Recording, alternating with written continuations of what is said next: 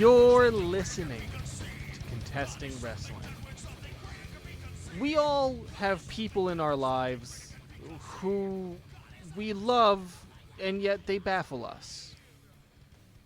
And these forms of love can come in many different ways, and these forms of bafflement can come in many different ways, and it's hard to reconcile them. Perhaps your romantic partner loves a form of music that causes your skin to crawl. Perhaps your coworker that you see every day just has a conversational style that makes you want to destroy yourself. That's a bad example. What I'm getting, I'll just give you the example of what this is, the thing that I'm talking about, which is I love my co-hosts. We've known each other for 20 plus years. We have, been through many creative projects together. We've enjoyed each other's company, been there for each other in times of struggle, and yet they love wrestling, and I, to put it lightly, do not. But I want to understand. I want to reconcile these two things. I want to make an effort to understand wrestling. Now, if you've been listening to Contesting Wrestling for a while, you understand we've been on a journey. We're into season 3 now, where I'm sort of hostile again, because I'm like, all right, now I understand it. I don't know, though. Is this a thing that we should be doing with ourselves? And today, I am very excited to talk to somebody who I think is going to be able to provide a perspective that we have not had yet, mainly a perspective rich with journalistic integrity. So for that, we'll get to the Doc. You introduce yourself, and then we'll wind our way through the yellow brick road. Thank you, Evan. Our guest. You know what I'm saying. Yes, I do. My name is Doc Diamondfire. I've been involved in wrestling for about a dozen years now. I do commentary, wrestling, ring announcing. I've worked in almost every position there is backstage, and that's the perspective that I bring to this, very opposite to the skepticism of Evan, even though I have known Evan for about 20 years, and I love the guy. And, Professor, who are you? I am Dr. Ben Abelson, professor of philosophy at Mercy College, and understandably a source of bafflement to many people in my life due to my great enjoyment of professional wrestling. Amongst other things. Yes, indeed. I am just a big cluster of bafflement. So I am extremely excited to introduce our guest today. She is a deputy editor and regular contributor at Cosmopolitan magazine. And most relevantly to this podcast, she is the author of the article, How the Bella Twins Turned Your Fave Guilty Pleasure Sport into a Feminist Empire, which came out in Cosmopolitan just about exactly 2 years ago, almost to the day that we're recording this. Jen Ortiz, welcome to the Contesting Wrestling Podcast. Thank you so much for being here. Thank you guys for having me. Now, Jen, I want to open up by asking you, before we get to the subject of today's episode, the Bella Twins, I want to ask you the question that I pose to all guests that we have, which is, given all the things in the world, given all the ways one could spend one's time watching television, reading long-established magazines such as Cosmopolitan. Yes, everyone should do that. Yes. Why wrestling? Why is wrestling a thing that it is rewarding to spend one's time with? It's sort of akin to why I love watching The Real Housewives, which is a different sort of wrestling. It's low stakes drama, right? Like you can get super emotionally invested in these storylines and these characters. They're sort of a vessel for getting out aggression or working through feelings. Like you look around at those arenas when they're having a live show and everyone is on their feet the entire time. People are just screaming their heads off, like for good or for bad. There are signs, they're all dressed up. Like there's clearly something kind of being worked through there. It sort of feels like this, you imagine this kind of catharsis. Everyone kind of goes home feeling very zen. It's like instead of a hot yoga class, they went to a wrestling show. but it's also, the stakes are really low for yourself. Like, your feelings aren't going to get hurt. You're not getting betrayed, whatever the storyline is. So it's allows you to kind of enjoy the drama and the adrenaline and everything that goes along with it without putting yourself in sort of an emotional danger zone or anything. And it also, in the same way that another way to compare it to Real Housewives, my favorite sport, it creates community. Like, it's sort of a shared language. What you can say taglines to other people and they know what you're talking about, or make references to things that happen in a match or in a fight, or some Real Housewives dinner. Like, it's all sort of the same. You have the same inside jokes, and you can meet someone and you already have like 20 things to talk about right off the bat if you're both fans of the same thing. It's a similar kind of sort of shared mythology. Mm-hmm. Yeah. Well, did you grow up a wrestling fan? Is it something you came to in adulthood? Yeah, I was super into wrestling. I think it must have been like middle school. Like, it was the Rock era of wrestling, and like the Suck It and China and that Triple H, like that kind of. It was the style at the time. Yeah. The Attitude Era, as it Yes. I was trying to remember the name earlier, talking to my partner Ian. I was like, when they would all just say "suck it," and he was like, "I have no idea what you're talking about." Fantastic. And I forget how it happened. I was like super into it. I would watch the like Raw and SmackDown. And my uncle, who I grew up in the city, so I grew up in an apartment building, and happened to be the same apartment building that my aunt and uncle also lived in. And he would always pay for the pay-per-view fights, so I would like watch it with him for as long as my mom would like let me stay up, and then have to come back upstairs back home, and I would always have to miss the like main event, and just like, this sucks. Like, I just watched like an hour and a half of filler, and now I have to go to bed because I'm a child. Yeah, but it was so fun, and I was so invested in the Rock's story. Like, I bought the autobiography. I went to the WWE like restaurant that was in Times Square. Oh, yes, the world. Yeah. How was the food at that restaurant? I only went because The Rock was having an appearance, so I never got to try it. I'm sure it was great. It was a good venue to see bands. It's still a good venue to see bands. It's there you go. a high-end, mid-sized venue in the middle of Times Square. I mean, that sounds a lot better when we're not in the middle of. It's the PlayStation Theater now. Okay, I have. No, yes, it's not the PlayStation. It's Theater. not. But it was the PlayStation Theater. No, the PlayStation Theater was the Nokia Theater. The World, as far as I know, is not a venue anymore. Really? Okay. Yeah. Isn't it in the same place? Now I'm getting way off track like- here, but that like really blows my Compelling mind. radio. The World is like right on Times Square. Yeah. Right. The PlayStation Theater is on like a side street. Man. Right. One way or another. It may have become like a Hard Rock cafe kind of restaurant afterwards, something like that. Yeah. I will do some research and clear this up in the show notes, everybody. I could be We'll wrong, figure and this it's out. just. I could be wrong, and it's just a different entrance. Like, I it's think not it's the just I'm a same pretty sure it different is. Yeah, entrance. it's the play we saw Opeth there. It doesn't matter. Yeah. What's important? Anyway. So, today, now, something that's Wait, interesting.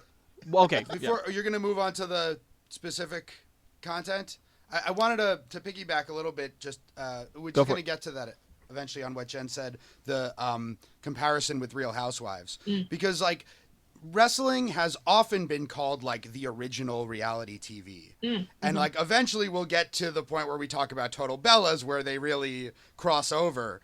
But did you think about it in those terms growing up? Because like for me, I always related wrestling and comic books. Like wrestling was a live action comic book. Right. Did you like think about wrestling and like reality TV or soap or whatever the like predecessors of it were growing up? I don't think I did. It makes sense now, knowing how much like I guess I moved on in terms of TV watching from wrestling into like Real World and Road Rules and that kind of like era of reality TV, and then progressed from there on. So it makes sense looking back that is how my taste would sort of where it would take me. But yeah, at the time I think I just I really liked like kind of being on like someone's team. Like it was having a team to sort of root for, having these characters to root for, and feeling like super invested. And I was sort of young enough that I could like believe the drama that was happening and felt like, oh my God, he was really betrayed, or like, oh my God, he's really, really a bad guy. Even if like somewhere in the back of my mind, I knew like, okay, we're all acting here to a certain extent. Part of the fun of being a wrestling fan is just playing along. We Right. all always knew the deal, but it's so much more fun if you just play along. Right. And Totally. I think part of what you're describing is something that people get out of sports. Mm-hmm. But for me, it was like, why should I care about these people in sports? Like, they're not characters. I can't really relate to them. They're just playing a game. So, yeah. Yeah, I think that like, you know, for something like wrestling, their personality is part of the sport in a way that like for other sports is not. So you can get a lot more invested. Like, sure, you have your favorite baseball player and you like memorize their stats or whatever, but you're not, you know, super interested in their relationship with the other members of the team, or like unless the two teams come out of the dugout and fight, you're not even thinking about their relationship to the opposing team. Like there's a lot more kind of like emotional investment in watching wrestling, I think. Were you a sports fan at all? Not really. I watched baseball because it was like a thing that my dad really liked, and we were like a Yankee family, and so it was into it in that sense, but not nearly as invested at the time. And it was around the same time as invested as I was in wrestling. Sure, because I definitely part of my dislike of wrestling when I was younger, because I was like, yeah, I was 13 in 1997, so I feel like I was like the exact age of like that they were like trying to go after. And my perception was that I just associated it with sports. I was like, oh, it's like sports, but also it's like not real. What even is that? That doesn't make any sense to me. And then there's shirts with these guys who are very aggressive, and I don't care for any of this. Stop That's shouting funny. at me. Oh my God. It's just TV show where people yell at you. I don't understand. I always really loved people yelling at me for some reason, like in rock music and wrestling. Like, We have, if nothing else, Evan, gotten you to come around on the people yelling at you. I think of all the things that you've seen. Yeah, over the I guess last year. it was a revelation thinking about like how you're supposed to feel about heels, kind of in that whole idea of like, especially like now, you know, in pop culture we've got too many like interesting villains, right? Because like villains are always going to be more interesting because they are not bound by the same rules that protagonists are, and that kind of thing. And so, you know, you still always kind of wind up liking your villains. And so I think, you know, in wrestling, I was like, I don't like any of these people. And the idea that is part of it is something that I think I just did not process when I was younger. Mm-hmm. There was something that came up. I know we'll talk about the Bellas in a little bit, but something that came up in our interview that I don't think actually made into the story was they talked about how much they loved being the bad guys. Like that's their favorite, when they got to be the heel in a storyline, because that's when, you know, people are yelling at you more, you kind of get charged up, like it's more fun. And that also feels like part of it. Like you can kind of see people really enjoying the characters that they're playing. Like there's so much kind of like energy there that you're into watching them be bad, like into watching them being bad, if that makes sense. that's really interesting for the Bellas too, because they were in a really difficult position. And I'm going to talk a bunch, I think, about how I appreciate them a lot more now than I did when all this stuff was going on, because the hardcore wrestling fans were not very kind to them. And they were in a really difficult position where they had to be heels, but at the same time, they couldn't be complete heels because they were still expected to sell a lot of merchandise to the like young girls who were fans of theirs, Right. and that kind of thing. So they had to kind of play both at the same time. And you see that in the match with Ronda Rousey to some degree. Yeah, they sort of have to be like lovable mean girls. Like you still want to be their friend, as like, you know, if I'm thinking about the little girls watching, but you also know that they're like kind of naughty, and that like, all right, maybe that they're not nice, but I still like them. It's But been like they're nice in real life. That's nice. That's good to know. That's good. Well, let me ask you. So because you spent a fair amount of time with them for the. Did you get a vibe at all? Like in your talking to them, like did you feel like you were getting 100% the real people, or do you feel that there was still, because one thing that I still find fascinating about wrestling is that you never really know how real the wrestlers are being with you in a way that like actors, you assume they're just, flipping a switch, and when they're talking to you, they're really talking, that kind of thing. Like, did you get a feel that they were at all like, I don't know, doing the business? No, I didn't actually. I have had those interviews where you can sort of feel like a wall is up, or you're getting kind of canned answers, or answers that aren't really satisfying. And if you push, you're not going to get any further. And it didn't feel like that with them. They were, they're like pros. We did the photo shoot first, and they came in and like, picked the clothes out quickly, like got ready to go into hair and makeup and all that stuff. But they were also very like normal. I think they might have been the most like normal celebrity I've met. Like they didn't ask for fancy Starbucks coffee, which we offer. They were like fine with our like janky office coffee that we had, and like didn't make a ton of special demands. We let them pick out the clothes from the rack that the stylist had, and they were like very easygoing with it. They just seemed very chill. And then during the interview, they were, they weren't on their phones at all the whole time. They were like very committed to being present.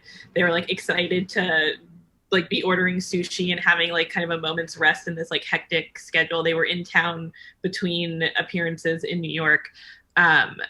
So yeah, it felt they were somehow it felt like they were unaffected by what their like 9 to 5 is. Like they weren't kind of, they're clearly like very famous people. On our walk from the office to the place where we had lunch, they were stopped in the crosswalk to get a selfie with this couple, like, and they were really nice about it and quick and casual and just kept going. It just felt like this was their normal, and they remained normal in that normal.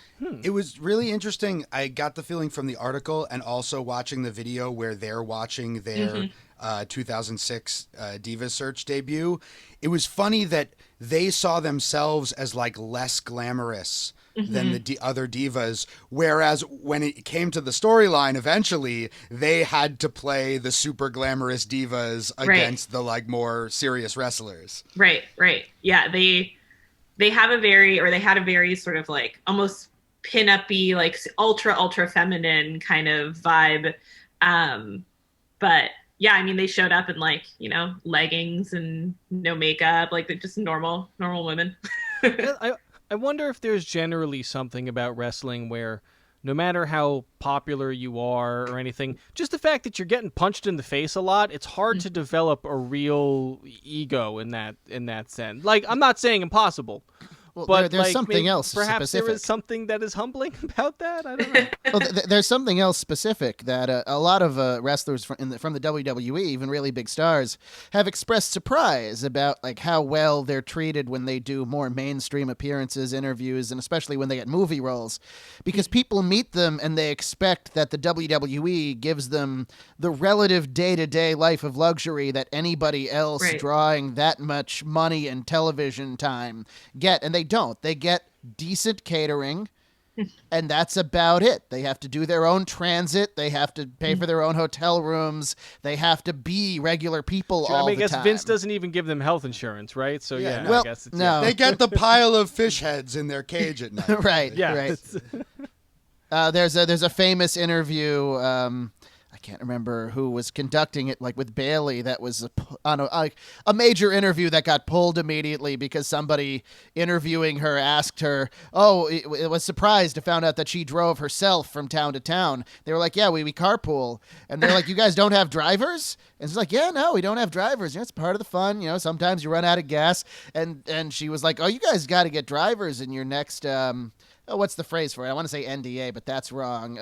Collective bargaining agreement. And she's like, we don't have a collective bargaining agreement. And the WWE made sure that interview got pulled immediately. But you can still find it if you look for it.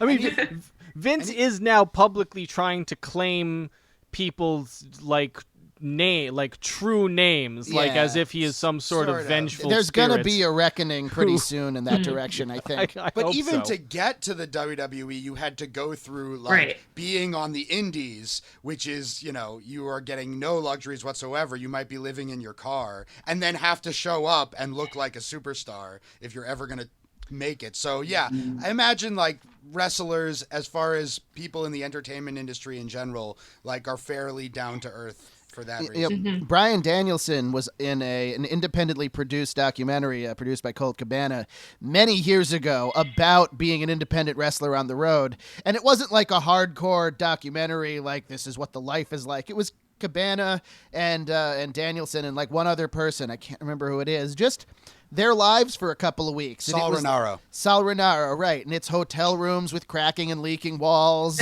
and, armories with 100 people in it and getting their like small wad of cash. And then Bryan Danielson in one shot going, wait, running up to the camera and then sneezing with his eyes open because he told them all he could do that. And was like, be on standby at any point so I can show the camera that.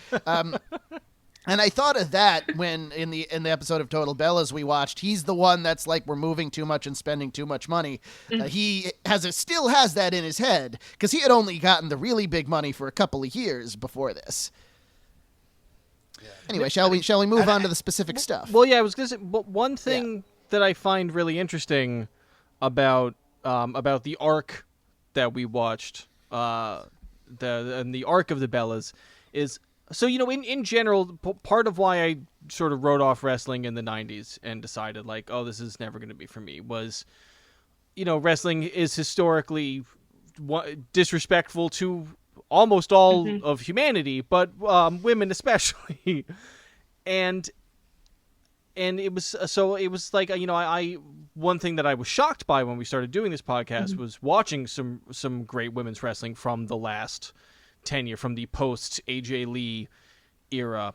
And something else that has continuously really surprised me is that there has been no Gamergate for wrestling. Like the way that there was in video games, in comic books, in all of these other, like, male-dominated nerdy spaces. Right. Like, not to say that there's been zero pushback in wrestling, but, I've been consistently surprised that there wasn't some sort of, like, big, massive, organized pushback like there had been. And then today we're covering what is almost... an event that seems unthinkable in other... this is like if gamers were tweeting at the president of Sony, like, I need female characters to have like realistic body armor. Right. Like, if they can't wear that shit out there. They're gonna get stabbed by space orcs. Like, you'll get hit by the arrows. You need a big metal shield. and specifically, it'll cover the graphic, but you need a big metal shield. Come on. Well, I mean, one thing that I think we'll get into is it's really kind of interesting here because as much as the Give Divas a Chance hashtag was like a big catalyst, the WWE are so smart because they had been building to this for a while before that. And they waited for the audience to be ready for it, for the audience to demand it themselves, but like, I think they had already seen it coming before that. And that's that weird dynamic where, they waited until the audience was asking for it instead of sort of like dropping it on them from above, which is. Oh, no, sorry, go ahead. Well, no, I don't know if that's better or worse. Right. Well, it's interesting that, like, I think we talked about this too at some point during the interview, that once Total Divas took off as a show, and it was a show on the E! Network where, like, it's keeping up with the Kardashians and celebrity news. Like, it wasn't one of the networks that carries the matches. So maybe, like, that's obviously the intent, to like open it up to a new audience and gain more people. They would get fans of Total Divas at matches, and people would complain that, like, these women that they spend hours with on a different show, when they finally come to see them in person, they see them for, a minute or 2 minutes. And that felt like, wait, what am I watching? Like, I thought that these were like big, if they're on their own show, aren't they like a big deal in this field? And I'm here and I don't get to see them at all. And I think that, like, you're right, that is how momentum started building for these women to be asked more and more to like have more stage time because they had so many fans that were wanting to see them in action. Like they didn't just, it says something that they didn't just want the personal life that they were getting on Total Divas, that they wanted to see them at work. They wanted to like show up and see them in the ring. Less than a minute even, right? Which brings us to the first match that you asked us to watch for this episode, from the Monday Night Raw episode on February 23rd, 2015.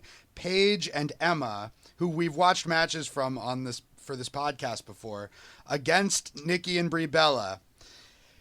And yeah, it's not much of a match. Yeah, match is a strong word for what that 30 seconds is. And poor Emma, she just stood there and then got beat. Yeah, and she was one of the best women they had at the time. Like, she deserves way better to this day. She took that X Factor, and that was it. I had no context. When I started watching it, I read your article after after I watched everything. So when we started this and I watched this, I wrote why the fuck did we watch this match? What is the significance?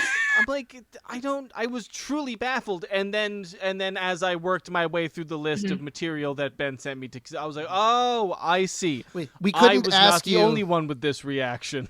we couldn't ask you to watch like 10 weeks of Raw in a row and note how few minutes on the show the women wrestlers got. That would be a little excessive, especially during any of the 3-hour era of Raw. And this was the match that launched the hashtag. Right. I remember when Raw first went 3 hours, like sometime in 2013. We were sitting watching an episode, and it was 3 hours of Raw without a single segment with the women, like a match segment. And that went on for a long time. I mean, this is now like 2 years after that, and they're getting one 30-second match, leading to like as part of like a pretty big angle between Paige and Nikki Bella. By WrestleMania, they had like that match with AJ Lee and Paige against the Bellas. That was a cool match, and who knows what it would have been without that movement. Mm-hmm. I just quickly need to point out we also watched I guess the announcement for Evolution. Yes. Yeah. There's a moment in that where they've got Triple H is there and he's announcing, he's telling him, and all the whole roster is there, and he says he asked the women to step up, and he's like, those men behind you, they've always supported you. And you can see, like, there are varying levels of questioning looks amongst the women wrestlers, but Ember Moon goes like, huh? Like, you can see her head just go like to a direct 45-degree angle. Like, really? Is that really accurate? A lot about that segment really kind of bothered me. Like, the particular language, like, can we please have our women step forward? Right. And like, these men behind you, they support you, like, which is ambiguous. Right? Like that they show support for you, or like they're the ones actually like propping you up, Right. And just the way that the McMahons have like always put their stamp on this thing. Like even at the end of the Evolution match between Ronda and Nikki, you have all the women on stage, and at the very end, in like the last 5 seconds, you see Triple H like pushing his way up to the front. That's funny. You also had like Vince on that stage just saying nothing. He was just like, all right. He's like, I guess we can do this. Now, what was your reaction? Were you watching as a fan when this happened? So I followed the route of many Bella fans, I think, I got back into like watching wrestling here and there from Total Divas. So I stumbled on it one day and was like, oh, this is fun. Oh, I remember wrestling. I loved wrestling. Like, let's watch this. And the women were all interesting, and it was cool to see their lives like in and out of training and stuff.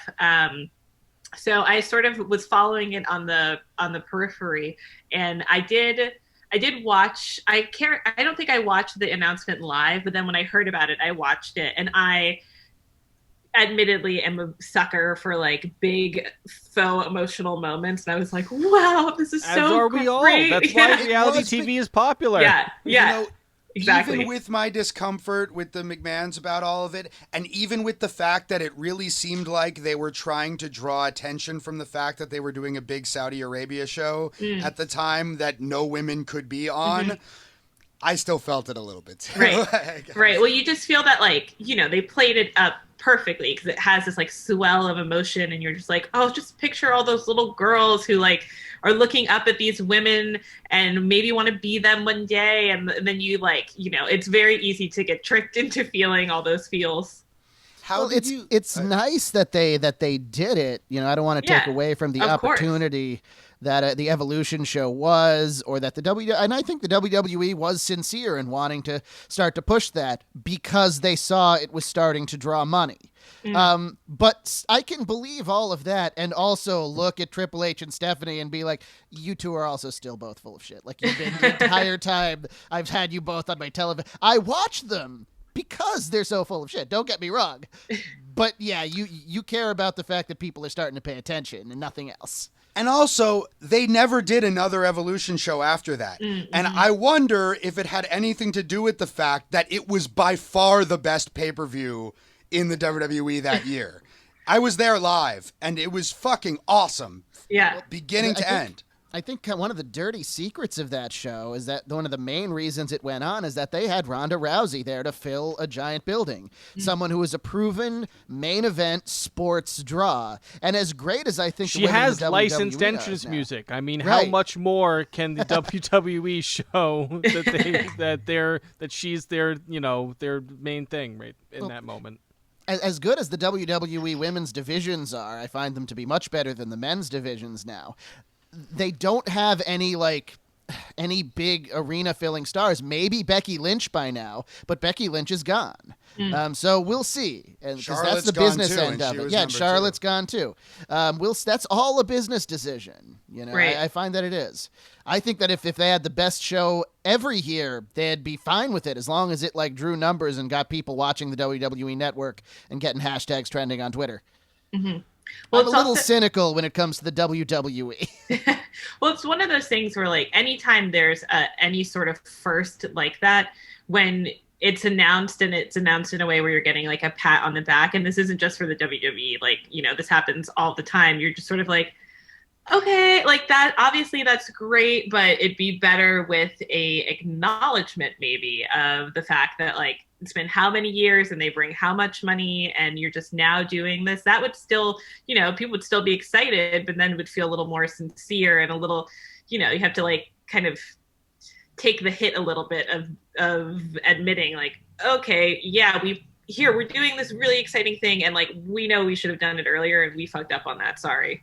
On that note, growing up, and especially during the Attitude Era, how did you feel about the representation of women in wrestling then? I mean, like there wasn't one, sort of. I mean, like there was like Trish Stratus and Lita, and right, there was like a lot China, of like, yeah, and China, of course, and there were also a lot of like bra and panties matches and yes, like stuff like that. Right. It says something that it like doesn't stick out in my memory of how like I kind of experienced women as part of the sport when I watched it when I was younger, and that what I remember are rooting for the guys. Like I can remember all of the guys and how I felt about them, and like certain moments will like stick out in my head of like matches that I saw. But none of that happens for the women. And so that says something. And especially if it's like a bra and panties match, I'm watching it thinking like, well, this isn't really for me. Like, you're not doing this for me. So, yeah. Yeah, fair enough. Yeah. But you weren't like angry about it as a kid, or? As a kid, no, I guess I didn't give it much like critical thought. Like it just sort of, it was never presented as an equal, like I didn't expect it because it wasn't presented as a space where women had equal footing in that way, unfortunately. Like, I remember like Stephanie McMahon, but then she wasn't really like a part of a wrestling storyline. It was just more of like, being the bad guy boss's daughter. Did you want that? Like, did you feel like it was missing, or you just? Yeah, I think so. Like, it would have been so cool. Like, I can only imagine now if I were a kid now and I first started getting into wrestling, like, I would only care about the women Right. and like watching those matches. Well, that's I how we know. are now too. So. Yeah.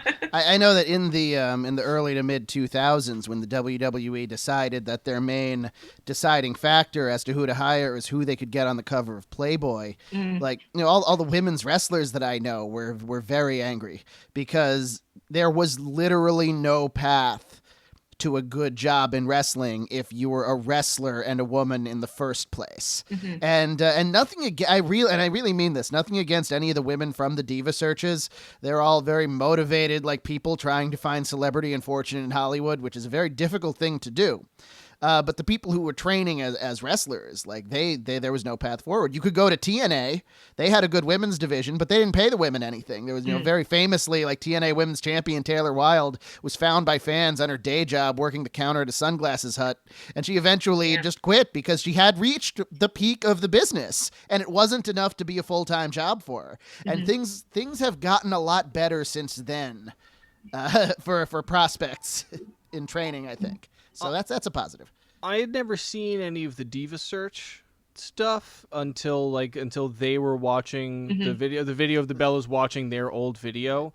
And like, man, just seeing like what was expected of the diva, like if I was a fucking athlete, Right. like if I was a woman who could hoist another woman over my head and fling her as you are supposed to be able to do a wrestler, and then I was like, oh, I gotta go fucking do this shit. It's so The crazy thing is they didn't expect them to be able to do that. They would hire models and then try to train them to be wrestlers. Right. And then still not expect that much out of them when it came down to it, because they weren't going to wrestle for more than a minute or two every week. On the other hand, this match from Evolution for the Raw Women's title between Ronda Rousey and Nikki Bella was a hell of a freaking match. I want to make one side comment before we get to that. This is an episode unto itself, this topic, but I just have to say this was my first experience with WWE reality television. And I was kind of intrigued because I'm like, theoretically, this should be the ultimate form of reality television, right? Like, but as I was watching it, it was sort of like, it was like the episode of Futurama when Bender put on the Bender glasses, and he was just like, I can't, this is giving me a headache. Like, I couldn't tell.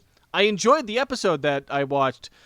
It was Total Bellas Season 4, Episode 8, The Road to Evolution. Because I do enjoy reality. I tend to enjoy more the cooking side of reality TV, like food. But I enjoy me some reality television, and it was almost. I kept trying to decide if there were too many layers of unreality for me to get it. Because I was like, no. Already, when you watch reality TV, you're like, where is the actual reality here, and where is the constructed story and editing? And that's what's cool about it. I don't mean that at all in a derisive way. That is what is interesting about. That is where the writing and the craft of reality television is. But then, like, knowing that it was a reality TV approach to people who I know already were aware that, like, well, I'm on camera and I'm a wrestler, and I live in a world where there is a surrealistic blend of reality and fantasy all the time. I don't know. It was an experience to watch it and think about all of this, and then also realize I'm like just watching just a fucking random episode of reality TV that like one should not necessarily be putting this much thought into. But I love living in that hall of mirrors for some reason. And I used to watch Total Divas with my then girlfriend years ago, and I stopped watching mostly just because Daniel Bryan retired from wrestling, and it was too sad for me to watch him as like a regular person when he's not also a wrestler. But watching this episode, like, I kind of miss it. I think I might go I might watch Total Divas again. I don't know. I don't love the Bellas enough to continue watching a show about them. Yeah, when you see the slivers of reality come through on that show, like, sure, like every reality show there are very produced moments, like oh, we decided we're all going to take a sushi making class today. Like, oh yeah, Right. I do that all the time with my friends. Or like, we're all going to like drive out to this place and go go-karting. Like, And our sushi rolls just perfectly encapsulate our personalities. Right, coincidentally. Like, Or Right. the drama, it's like, Nikki's off training for the biggest moment is her career. right. Damn it. Why isn't she here instead? It's like, because she's training for the biggest moment of her career. Leave her alone for a while. That's what top athletes do. Right. Right. And everybody there is aware of it. I liked watching Johnny Ace smile like an idiot and say nothing. God, I forgot that he was in that family. He's just there like, I guess I'm on reality TV now, all right? You know, that's that. If you know who he is in wrestling, it's ridiculous. That's really funny. He's one of these guys who just worked his way up to the very top of like the backstage office off of seemingly not much talent or ideas or anything like that. Cool, He cool. had a much more talented tag team partner in Japan. On the right, Kenta Kobashi. Right, Kenta Kobashi. On the other hand, one of probably my favorite moment in this whole episode is seeing the Bellas hug Paul Heyman because they had been working with him. And because I knew that he had been working with Rhonda, but I didn't realize that he had that relationship with them as well. And it makes perfect sense. Oh yeah, I think the Bellas would have killed it in ECW. Paul would have known exactly what to do with the two of them. They would have been the Terror Twins, dancing all around the ECW arena causing chaos. I think that would have been great. But, that's just fantasy booking. But you do see like the moments of like, they are real life sisters. Like, I feel like that is maybe what, helped get the spinoff, that there is like a thread of realness that's tying them together. Like they would naturally hang out together because they're sisters. And so even in produced moments when that like they wouldn't normally be doing this activity and they're like kind of setting up what our personality is based on our sushi roll, their like reactions or like even the acting that they're doing, there's like a truth behind it because they're like needling each other in a way, or like, they're still like getting a rise out of each other. Like there's still some little sense of like, okay, they're fucking with each other, even if they've been told to like come up with this like thesis on sushi rolls and personalities. And that's what they're used to as wrestlers, Right, too, right. And I love the stuff between Brie and Brian. And Yeah. like about him being slow at everything. Totally. And I think there are the moments where like, this whole scene of Nikki tweeting back and forth with Rhonda and like the hurt feelings. And it's like, well, that is silly. Obviously, like you're playing into the storyline and you have to tweet at each other, but it probably does really hurt when then fans are tweeting like, yeah, you don't deserve to be here. And you're only here because John Cena like was your boyfriend and your fiance and like, et cetera, et cetera. Like that shit probably does sting. And so there's like a little bit of truth there. I'll let Evan in a second, but sorry. But with the tweeting thing though, like even their tweets to each other, like you don't necessarily know what someone's going to tweet. Right. Like right. even though it's part of the story, like, and if it is kind of personal and kind of real, Totally. I kind of felt that a little bit. Like Totally. The two moments I was most struck by, one was when Daniel Bryan says maybe there are some conversations we should have in private. Absolutely knowing that he is on camera and that this is the juice of reality television. Right. Right He meant there, not is in that front kind of your shit. parents, not in front of a million people watching on E.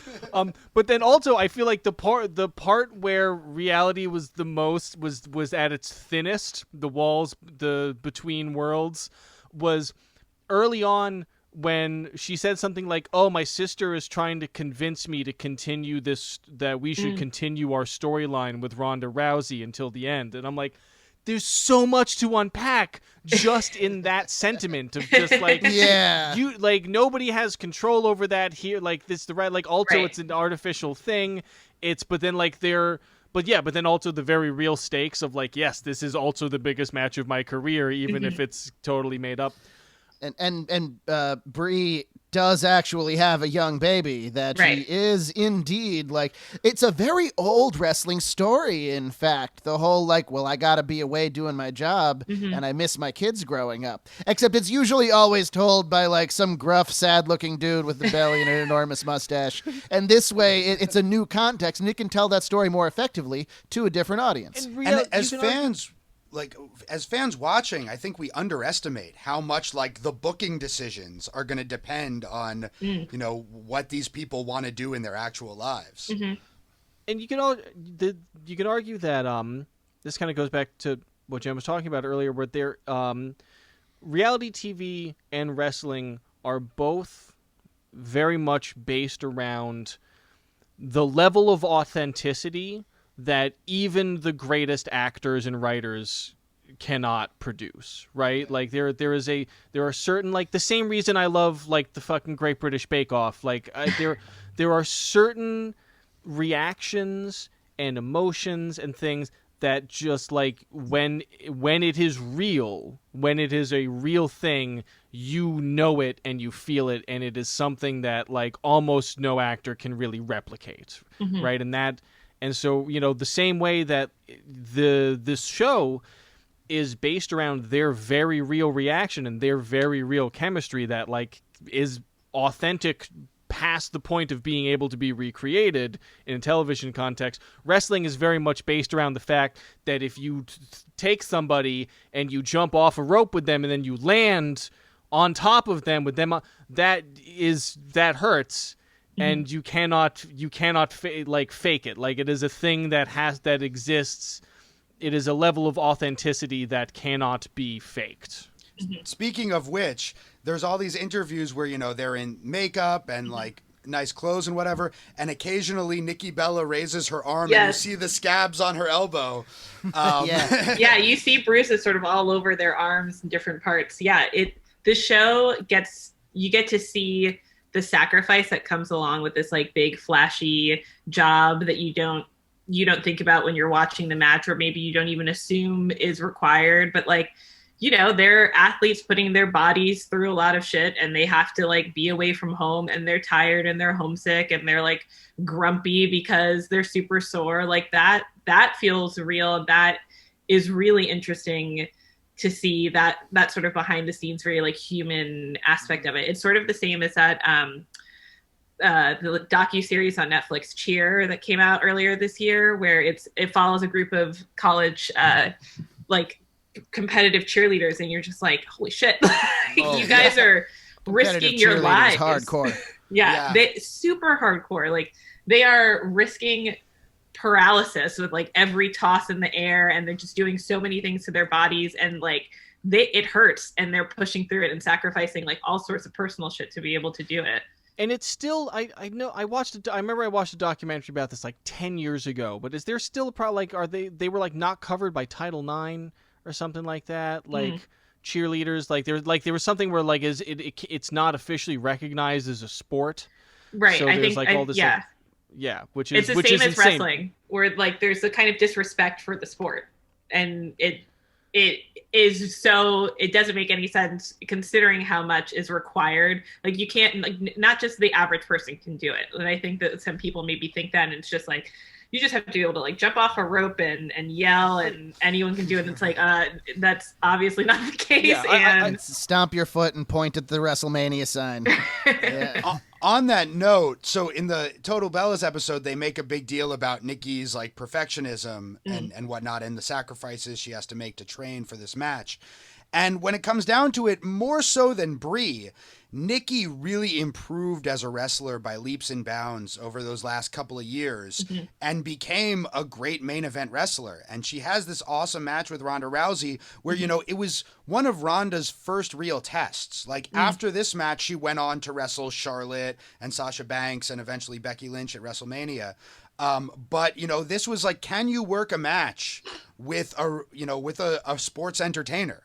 Like, can you, the MMA fighter, like, put something together that makes sense, despite the fact that everybody knows in real life that you would just murder them, As evidenced by the trail of broken bodies in Ronda's wake up until this. And just, like, the the I wonder if anybody was shocked at how fast Ronda Rousey got good at the entertainment part. Everyone of this. was. Yeah. Because just like just when she's grabbing Bella's face and like making her talk, making her do like a squish face, and just like becoming like the ultimate Pokemon evolution of every high school bully.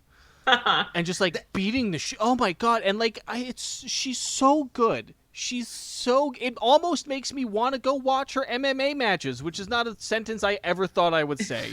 That's interesting. They're too, not because- very long if you want to check them out. Yeah. It's interesting too because she's kind of heelish in this match, and she was gonna turn heel like pretty soon after that. Though she's like technically the baby face or positioned as the baby face in this one. Wait, really? Is she not a heel the whole time? No, I mean Nikki and Bella are the heels. They're the ones who are cheating. Right. They betrayed her. They were like her friend, and then embarrassed her. The crowd is split, so it's hard to tell just from the crowd reaction. And it seems weird to position an obvious overdog as the face. So there's it's something a about difficult that. thing to do, yeah. There's something very specific about that. If Ronda had stuck around a while, it would have made more sense for her to turn heel, which she like kind of eventually did. But when Ronda Rousey showed up in the WWE, she was clearly the biggest star in the fighting world for the last like several years. Yeah. People were pouring in to see how Ronda was going to react to pro wrestling. They knew that she had wanted to do pro wrestling when her UFC career was up. She had talked about that for years. And everybody that tuned in to see her loved her already. So why would you present her as the bad guy? Then like after a while, because she's such a natural heel, you could then turn her as the wrestling fans would accept, okay, the good guy's turning bad. But while she still had that celebrity fighter aura around her, there was no way just to make her the straight up heel. At the same time, the Bellas had been positioned for a couple of years at this point as heels because they were the villains of the women's evolution. They were the divas who needed to be overcome. And that, like, they do not get enough credit for playing that role because we hated them. We wanted them to be we thought they were obsolete. We wanted to see Charlotte and Becky and Sasha and all of them replace them, but they did. They took that, they took it for the team, as it were, and played that role while at the same time still catering to their fan base and selling merchandise. It's really an amazing thing they did. Well, they kept improving. When the Bella Twins first started wrestling on television, I mean, they were both awful. And a lot of the women that they signed, they threw on television and they were awful wrestlers. But they kept improving. And by the time the women's evolution came up, they were perfect for the roles of the diva antagonists because they had come through the system and become masterful sports entertainers in the time that they were given. And they were given more time than a lot of the roster. Like, Alicia Fox, I think, is a good example of somebody who worked her way through their system. I don't know if I've ever seen her have a match go more than 5 minutes, but she learned how to have the 3-minute Divas match better than almost anybody else. She knew how to, hit her impressive-looking axe kick and pose for the camera, and win or lose or whatever, and her career purely was to do that, and she mastered it. And the Bellas mastered kind of the next level of that and were able to hang with the next generation of women once they showed up, even though the next generation of women came from a very different place and were trained by very different people. Evan, what did you think of the match? Oh, I mean, I thought it was a great match. I thought it was, once again, I didn't have as much of a background for the Bella's character at this, so I wasn't quite able to fully suss out the manner in which they were she was expressing her character through the I did I enjoyed all the interactions between the sisters and the cheating. I feel like I would have if we do a premium episode on this, or if we do another Bella's episode down the road, I feel like going in with more knowledge of the characters will be good. But also coming in cold, I just thought it was a good match. I thought they played off of the differences in their styles well, in that Ronda's clearly more frightening and stronger right. and can beat the shit out of you, and the way that Nikki Bree? I keep. Nikki. Yeah, it was Nikki. It was Sorry. Nikki. The I way have that- trouble also. I swear. I swear. It's just because I don't care about wrestling. That's the only reason. It's weird looking at their early shit and being like, you know what? They really don't look that much alike. Yeah, if you just look at them long enough, you're like, oh, I can tell the difference Yeah. pretty easly. And they used to do that, didn't they, in older Twin matches? magic. Yeah, they would, twin magic. When one would like hide under the ring, and then the other would come out and pretend it was her. Yeah, Great. that's great. That's good stuff. Jen, why did you pick this match in particular? What do you like about it specifically? Well, it was, to talk about the Bella twins, like this was sort of what everything was leading up to for them. It felt like, even though it was Nikki's match and not a tag team, and Brie did some stuff but wasn't part of the ring, this is what it was all for. Like they really, I know that they didn't come to the sport with the background and the training, but they worked really hard once they got there, and like they have a big hand in making this call for divas, formerly known as divas, to have their ring time, because they helped build this fan base through Total Divas, and clearly have done it so well that they've like built their own kind of empires post wrestling career with that same kind of fan base. So they're very smart, savvy business women in that sense. But they talked about evolution in our interview, and that like when it was announced, they were like, oh, we got to come back. Like they weren't wrestling at the time. They both were on sort of hiatus for different reasons. And like, it clicked for them. Like, this is our chance. Like, this is the history we want to see. And for Nikki to get that main event feels like such a big, like, it's the season finale of something. And she deserved it. Like she, like Becky Lynch was starting to become a really big star at that time, but because of Total Divas and everything, like Nikki was the most recognizable name besides Ronda Rousey that they had. Yeah, I believe that that Nikki having this main event was much more of a WWE decision than the Bellas may be leading on in all of the media that we just watched. And I remember it being kind of a sticking point in the wrestling community then. Like, okay, we would want to see Ronda Rousey, the big star who's drawing the crowd, face one of these incredible up-and-coming women that we saw. Nikki Bella. Oh, can we just have her face Charlotte, please? Or somebody who hasn't been on television for the last decade already. That isn't what the fans wanted. But of course, the show was incredible. The match was very good. And Nikki was the right person to face Ronda Rousey. And Earlier in the main show, event of this show. Earlier in the show, the SmackDown Women's title match between Becky Lynch and Charlotte was probably the best match of the show, and it was fucking amazing. They killed each other. But Ronda versus Nikki was the main draw, to bring in that extra slew of fans to fill up the arena that night, and not just the hardcore wrestling fans. There's a moment in the episode of Total Bellas that it feels extremely real, where she says she's just like, if this show isn't amazing, there might not be any more all women's pay-per-views. And the fact that she should not have to feel that. Totally. It should not be dependent on this one fucking match, whether or not. And it was amazing, and there still haven't been any more.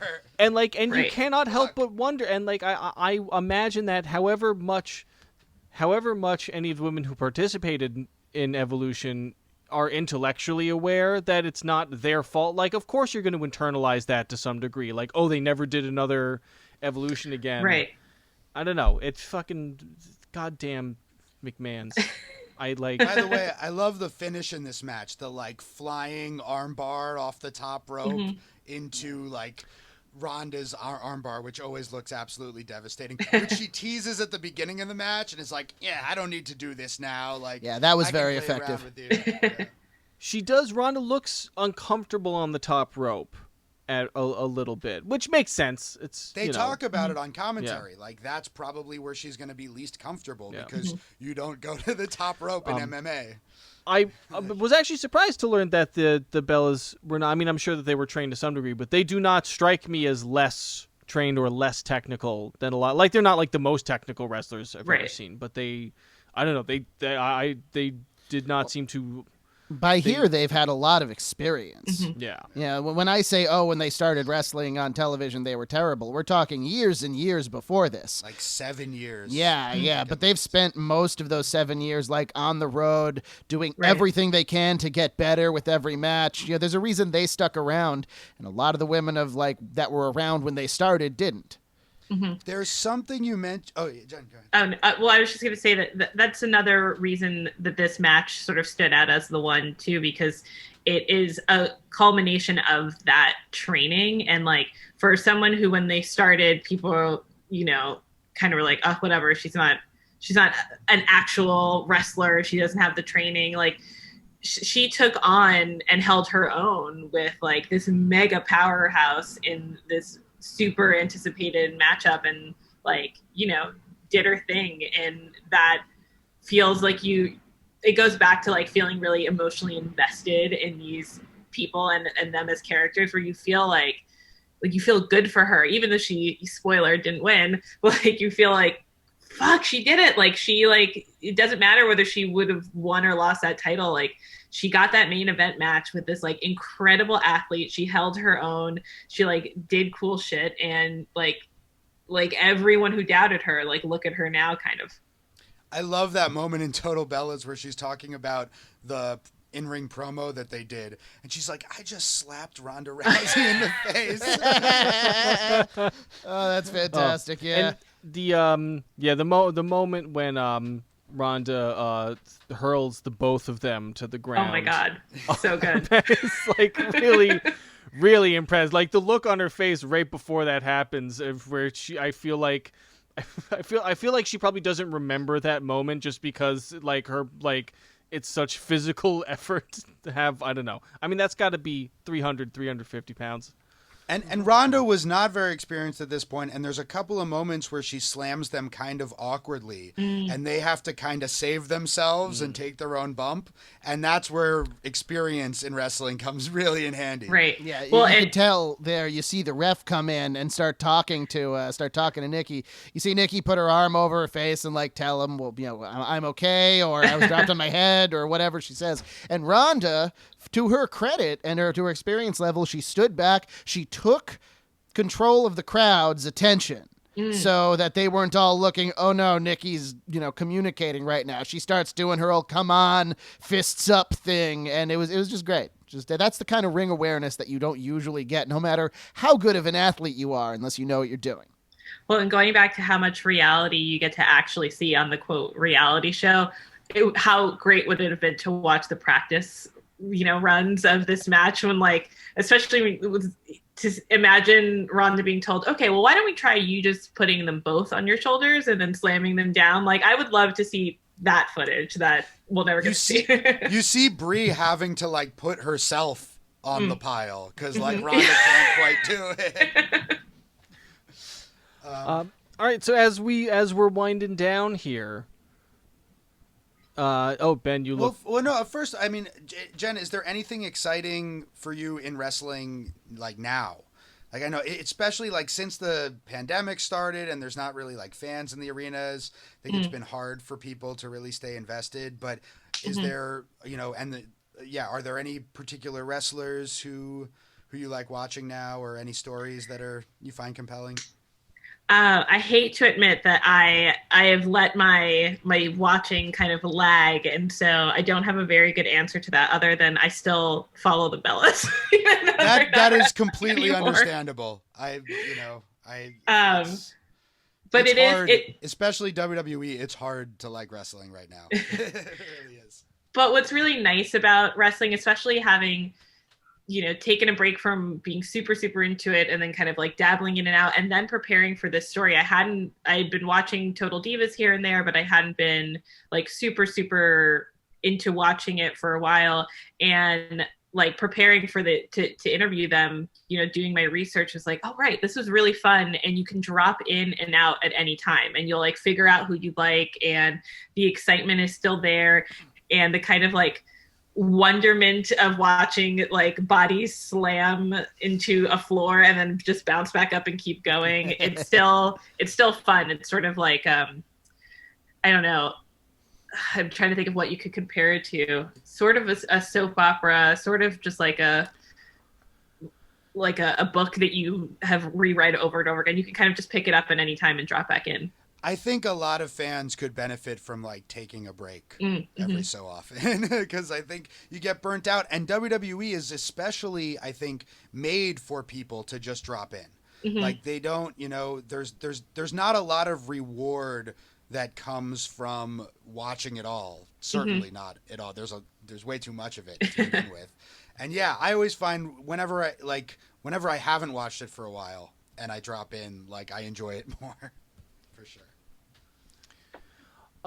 Jen, you have final thoughts about the Bellas? Final a summation of your feelings? Final thoughts about them. I mean, it's hard. Like I have talked about this with other writers before. When you're doing a profile, it's hard to sort of, I guess, depends on who your subject is. Usually it's hard to not like kind of fall for them in a way. Like you've invested so much time in learning everything about them that you're like kind of primed to want the best for them almost. Of course, yeah. That does not happen for every subject, of course. If you're like, I don't know, profiling like Vladimir Putin, you're not going to feel that way. But for the Bellas, I definitely like fell for them while working on this piece. And you don't like Vlad? Yeah. He's a complicated guy. He's a complex figure. You could also argue that there's sort of another problem in media of people falling for a lot of really terrible people because they're spending a lot of time. That's true. That is very true. But that's a different podcast. Yeah. And different subjects. For the Bellas, it was easy to be like, oh, these women are cool and they're normal, and they kind of play off that, like, they were like kind of the worst college students and kind of play into that.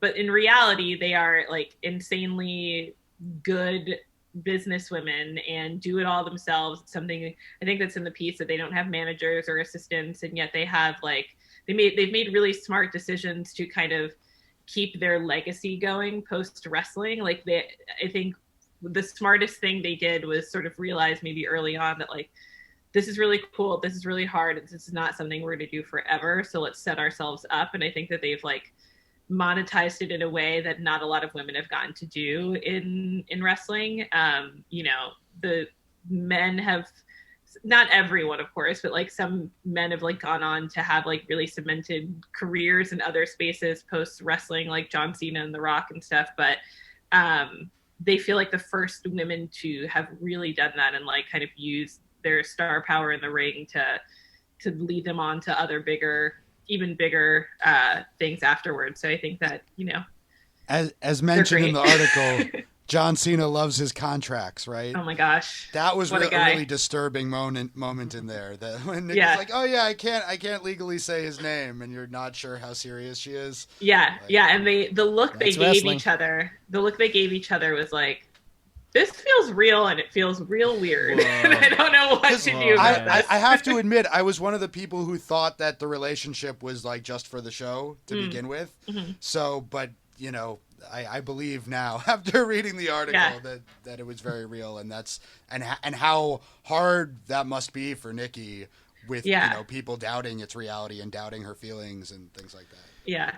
Man, it would be pretty messed up. I mean, I've said before that I feel like Cena has some of the best comic timing of any wrestler I've ever seen, and it would be fucked up if that was because, like many comics, he's a sociopath. So it turns out that's why he's funny. Shit. I don't know. So I should probably not end this on alleging that John Cena is a sociopath. I gotta say, I'm really glad that we did this. I got a perspective on, especially the whole period of women's wrestling between bra and panty matches in the 90s, and then watching like Charlotte versus Asuka, or like these legitimately great matches in the last couple of years. I like that. I really like learning about this transition period. We did an episode on AJ Lee a while back, which was like, sad in many ways because it is a story of somebody with amazing potential having that potential largely squandered. And this was, but yeah, I don't know. This was, I really enjoyed the Bellas' work and what they brought to all of this. And Jen, I really want to thank you for coming on and Thank talking you so about much. Yeah, thank you guys for having me. Do you want to plug anything? Um, Where can people follow you? Sure. Like that? I'm on Twitter and Instagram at Jen Ortiz NYC, so one N in Jen. And yeah, you could just follow my work on Cosmo. Awesome. And we have, before we wrap up, we have our own plugs to do. We do a premium episode every week on Patreon. We have an archive now of something like 50 of them. So if you go to patreon.com/contestingwrestling, you can, for $5 a month, get access to all of those. I know I personally always like to plug my Twitch channel because I'm on there every day at twitch.tv/DocDiamondFire. And this is where I'd usually plug the podcast, but we're doing the podcast, so you're already listening to it. Thank you. You can follow the podcast on Twitter at ContestingW. Yeah, right. Yes. And I would say, I mean, you can follow me on Twitter at Evan Burke, etc. But all I do is retweet people who are smarter than me. So don't. I guess you should That's follow not me a for that bad reason. idea. But don't expect a ton of content from me personally. If you want to follow me anywhere, I guess Instagram at ScribeBen, and my YouTube channel should have some new stuff coming up pretty soon. Some talks I've given and things like that. This has been Contesting Wrestling. We love you. Thank you. Peace. Nice.